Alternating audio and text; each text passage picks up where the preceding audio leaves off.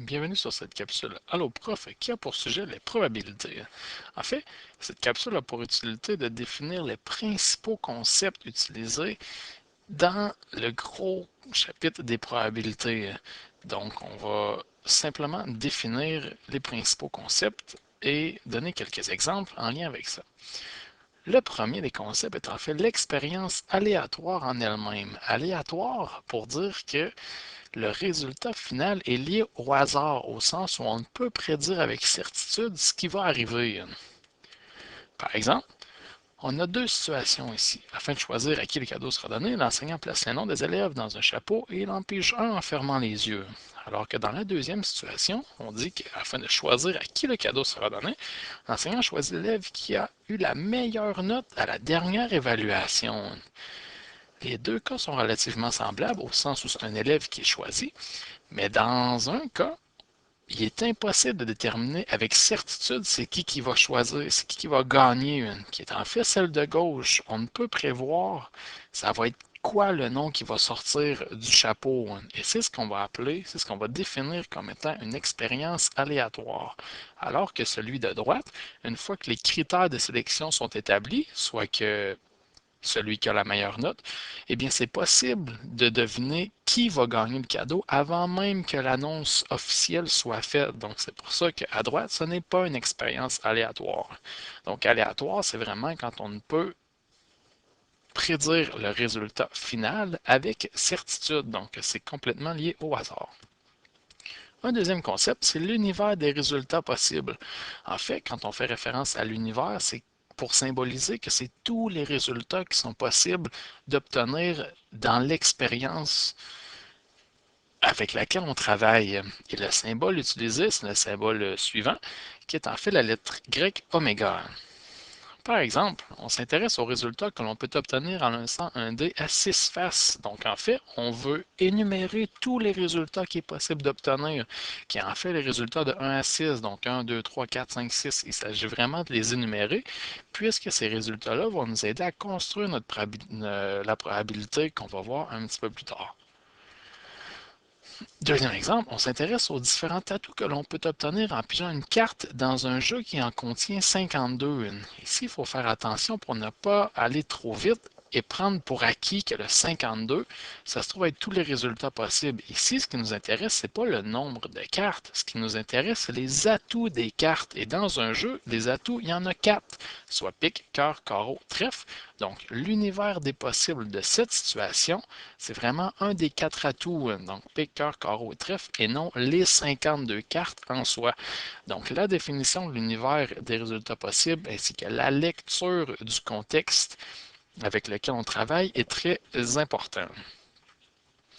Au niveau de l'événement, en fait, c'est un sous-ensemble de l'univers des possibles. Donc, souvent, c'est ce qu'on va vouloir analyser pour voir c'est quoi le pourcentage de chances que ça allait arriver, c'est quoi la probabilité que ça peut arriver.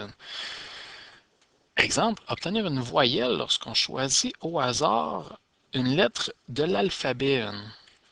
Je l'ai lu à l'envers. Je vais le recommencer. Exemple, obtenir une voyelle lorsqu'on choisit une lettre au hasard de l'alphabet. Donc ici, notre univers des possibles, c'est en fait toutes les lettres de l'alphabet, puisque peu importe la lettre qu'on va choisir, on est certain qu'elle va être dans l'alphabet. Par contre, ce qui nous intéresse plus particulièrement dans les lettres de l'alphabet, ce sont les voyelles. Donc ici, l'événement, qui est le sous-ensemble de l'univers des possibles, ce sont simplement mes voyelles, donc A, E, I, O, U, Y. Donc ça l'illustre bien ici là, comment un événement, c'est un sous-ensemble de l'univers des possibles.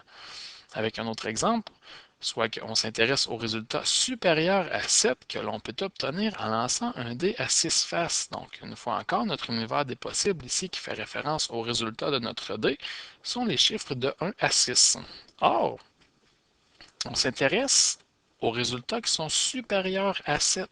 Dans le contexte ici, il n'y a aucune de ces possibilités qui se retrouve dans mon univers des possibles. Donc, dans ce cas-là, on va dire que l'événement, il est vide. Il n'y a aucune solution qui est contenue à l'intérieur de l'événement. Donc, c'est bien important là, de voir la relation qui existe entre l'événement et l'univers des possibles pour être capable de calculer la probabilité.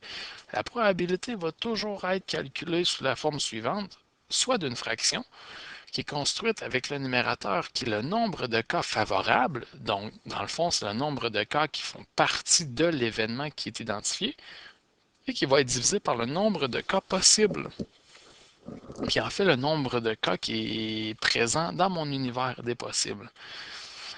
Et en plus, ma probabilité va toujours être entre 0 et 1, ou plus précisément entre 0% et 100%. Un exemple, quelle est la probabilité d'obtenir une voyelle lorsqu'on choisit une lettre au hasard de l'alphabet? Donc, pour faire référence à l'exemple qu'on avait tantôt, on avait déjà déterminé que, bon, ben, une probabilité, on vient de le voir, c'est toujours sous la forme d'une fraction qu'on peut d'abord la calculer. Ici, P, entre parenthèses, voyelle, est l'abréviation de probabilité de tirer une voyelle. Mon univers des possibles, qui est mon dénominateur, on l'avait identifié tantôt, c'est toutes les lettres de mon alphabet. Et ici, quand on les compte une après l'autre, on en a 26.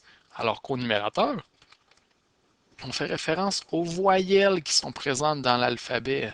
Et mon événement, les éléments qui y sont présents, ce sont toutes les voyelles. Et dans le cas ici, on en a 6. Donc, ma probabilité de tirer une voyelle est de 6 sur 26.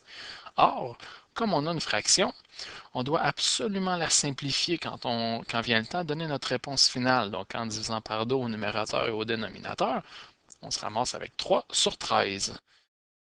En faisant la division du numérateur avec le dénominateur, qui nous donne environ 0,23, et que quand on transforme en pourcentage, nous donne 23%.